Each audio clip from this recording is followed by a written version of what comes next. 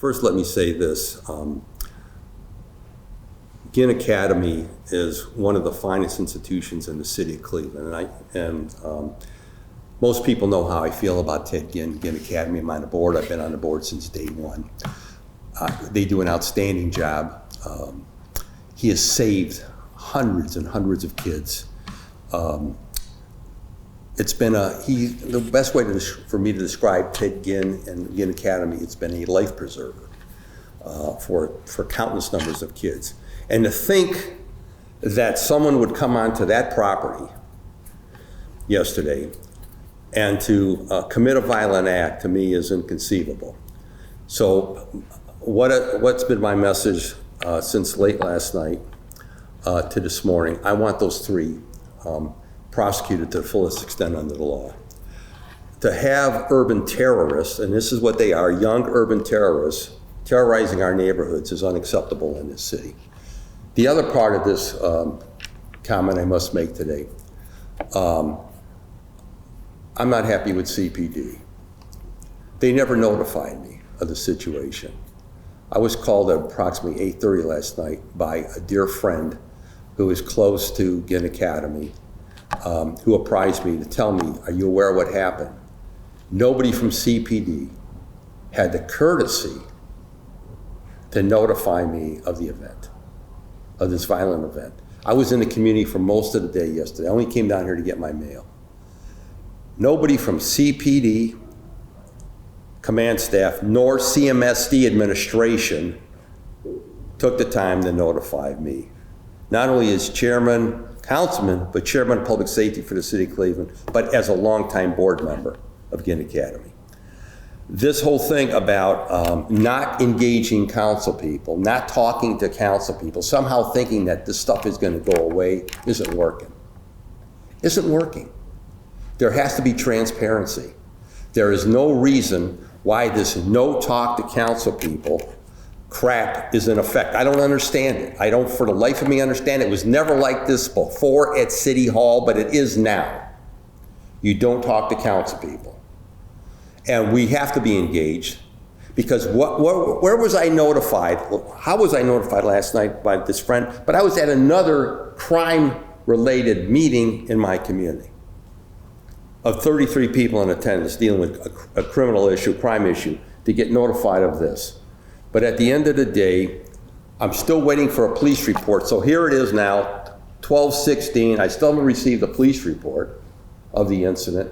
And if I ever get one, it's going to be so redacted that you will not be able to read it, which was never the case again in the past, where we got police reports listing everything that took place. Now they can't provide that to us. So at the end of the day, what am I asking for? I'm asking for visibility in my neighborhood, and I want the Ohio Highway Patrol back on our streets. They were here, Operation Surge, and we were told that they would be here as long as they are needed. Now they're gone. That operation is gone, and none of us, the council president or myself, nor my members of this body, can understand why they're gone. We want visibility in our streets. The message has got to be sent. If you want to commit these violent acts, there's got to be consequences. And I don't care how old they are, and I don't want to hear this crap, well, they're minors. I want to thank County Prosecutor Mike O'Malley for the action that he's taken with regard to prosecuting more and more juveniles as adults for this violent activity. When you pick up a gun and you stick a gun in someone's face, there needs to be consequences. The other side of that equation is, again, I want parents held accountable. I'm told that 2 of them are 15 years old and 1 of them is 18 years old. I want them prosecuted to the fullest extent of the law. They got to understand this violent behavior that we're seeing across our city that is terrorizing our neighborhoods. And a house of education that has a proven track record of saving kids, of doing just the state champs, state football champs. But it's not just about football or athletics, it's about education. It's about providing opportunities for these kids. And again, to think that someone would come on that campus and they told me where it took place, and it's the same door I used to go into the building. That could have been any parent. It could have been any member of the faculty. It could have been a student. Could have been anybody. Could have been a worse scenario in that parking lot. They need to be held accountable. So That's my message today. We want the Ohio Highway Patrol back in here. We want accountability. The juvenile justice system in this county is broken. I want to say it again. It's broken. We've got these terrorists running our streets, terrorizing our citizens, and they got to be held accountable. There has to be consequences. You pick up a gun, you know what you're doing. You stick a gun in someone's face, you know what you're doing. And somehow this crap, well, we can't do this and we can't do this, they're kids. Our residents don't want to hear it. Our residents do not want to hear it. City Council does not want to hear it. We want action. We want prosecutions, and we want parents held accountable, as they once were in this county. I don't know what the hell's happened here, but we got a problem. We got a major problem. And we've got these characters out here just trolling our streets. I don't care if you're elderly, if you're a woman, if you're a kid. Nobody is safe with these predators that are running our streets, and we've got to take them back. We've got to take our streets back. And again, until more police officers come on board, which is not going to happen for a while, as we all know, we got to get the sheriffs, Chicago County sheriffs, deputies work in our neighborhoods. We've got to get the Ohio Highway Patrol. But at the end of the day, when they're apprehended, and again, I'm waiting for the police report. I'm told that the 3 were apprehended. They need to be prosecuted to the fullest extent of the law. That's where I'm at. I didn't want to do this at Ginn Academy. They've done so many good things. I don't want anyone to think that there's a problem at Ginn Academy. There is no problem at Ginn Academy. That's a success story. That is a success story that has really never been talked about. And I talked to Ted, and I don't have to tell you how he feels about the situation. People coming to the building, we want people to come to the building. We want parents to come to the building. We want the community to be engaged. And to think, again, that somebody could come to that building and then be a victim of violent crime is absolutely disgusting. And so that's where I'm at. But CPD better get it together. This thing about not notifying members of council of violent crime is unacceptable, and it was never like this in the past. So questions? Any concern that this event, this incident, is going to deter future recruiting efforts at what you say is one of the finest institutions in the city? I would hope not. And I would say to anyone, that neighborhood, look at the crime stats in that neighborhood. It's one of the safest areas of the 5th District. It's one of the safest neighborhoods. So again, these folks, these 3 were out trolling. They were out looking for a victim. They found a victim in the parking lot. So I would say to anyone, that community is safe to visit. The community is safe to come into. Parents, students, faculty. We have not had any problems at Ginn Academy. I want to say it again. We have not had any problems at Ginn Academy until this incident. And I'm appalled by it. It's disgusting, but it took place. We cannot let it impact the institution. We can't let it impact the community. And again, those individuals who committed the crime, they need to be held accountable. What does it say to you that this happened in the middle of the day? Disgusting. What it all reinforces to all of us again, that no one is safe.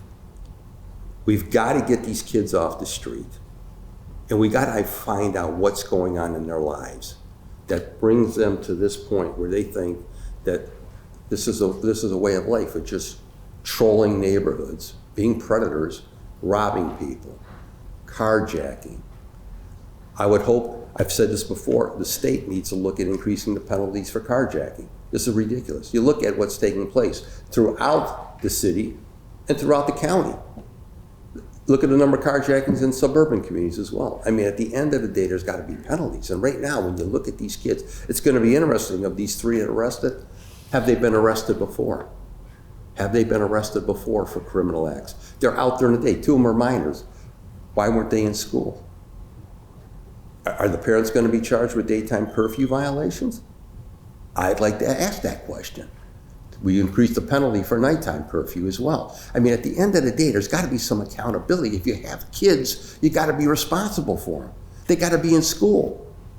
If we don't have some accountability, then what's the answer? Everyone has to carry a gun to live in Cleveland? I would hope that's not the case. I have a wonderful neighborhood. I have a good neighborhood. And I work every day to maintain that neighborhood as best as I can. But I need help. Every council member in this city needs help. We need visibility. We've talked about this before. Look at any suburb that's worth its salt. What do they put an emphasis on? visibility, patrols, traffic enforcement. That's how you deter crime from happening. These individuals know that there's a lack of police officers on the streets. That's why they're out doing their thing. We all know that. We see it, we experience it. But again, to be so bold to come on a campus of such a quality institution and commit a violent act, we're fortunate nobody was seriously hurt. But at the end of the day, okay, you three, this is what you want to do, there's got to be accountability. There's got to be accountability. I want them prosecuted to the fullest extent under the law. Did the judge provide any details to you about what exactly happened? The coach who, according to this press release, looks like he's 28 years old. Do we know like what led up to this? No, not at all. I have no idea. Because again, I don't have a police report. As I stand before you today, I still don't have a police report. And I've requested it twice. That's what's going on. So that's the other side of City Hall that you need to understand. We're not getting the police reports as we once did. And then when we do get them, everything's redacted out of them. So you don't even know, you don't know who the victims are, you don't know who the assailants are. I mean, it's you got to look at these police reports, and when you get them, they're absolutely, they're worth nothing. And this has been a new decision by the law director for some reason, why the council can't get police reports with critical information. That's absolutely disgusting. We're public officials. We have a right to see police reports. We have a right to know who victims are. We have a right to know who the perpetrators are, or alleged perpetrators are. And that's going to be for a whole nother discussion. Councilman, we've all reported on like recent efforts to help with police recruiting. Are there good things happening in the city right now when it comes to policing? Well, I think there are. We raised, the council took great steps. We've increased the pay. We've supported the body cams, dash cams for cars. We passed legislation to retrofit and rehab the helicopters. We've taken every step necessary and then some, either through increased salaries for police officers, we increased the hiring age, we've done everything we've been asked to do and then some. So the issue is we need more visibility on the street. That's something we've continued to stress these last 2 years with this administration and prior to with the previous administration. But we need help.